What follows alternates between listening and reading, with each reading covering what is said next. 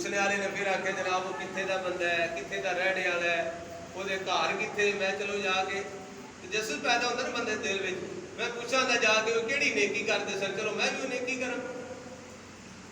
انہیں مزدور کا نام پتا دسیا, اتنے ٹر گیا. اس مزدور کی نا بیوی ہے سی, ہوں بزرگ ہو گئی, مائی صاحبہ بن گئی. وہ بندہ گیا جا کے انہوں نے پوچھا بھی تمہیں ایک دم مبارک ہوئے, تا شوہر ہے نا جڑا وہ اللہ دے فلانے ولی دے قریب جنت وچ دا مقام بن گیا. سبحان اللہ. جنت وچ دا مکان بن گیا.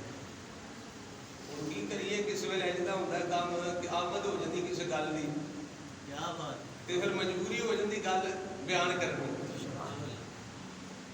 شاہ صاحب کی نصیر الدین نصیر احمد اللہ علیہ دے مرید نے, تے سی بھی اسی آستانے دے مرید ہیں, تے انہاں دی گل یاد آ گئی. شاہ جی اجازت میں کر لی. سبحان اللہ.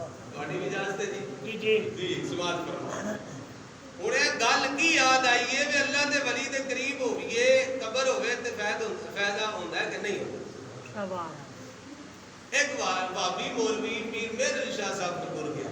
کیا بات. وہ آندا جناب دسو اے ان پڑھ بندے دی میں گل نہیں مننی, تسی تے ماشاءاللہ پڑھے لکھے ہو, اے غیر بھی آپ کو مانتے سن بھی آپ عالم تھی.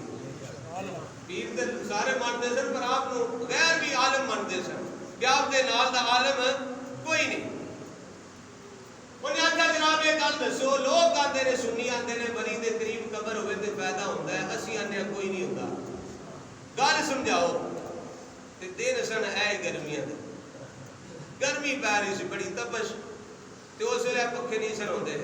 اے بابے نوں پتہ ملدا سن پتہ ہونا, اور رسی والا ایک پکھا ہوندا سی, کپڑے والا نا, اے دی رسی ڈوری لگی ہوندی سی, تے ایک خادم بیٹھے ہوندا سی, وہ اے نا وہ رسی نوں کھچدا سی تے یاسین ہوا آندی سی.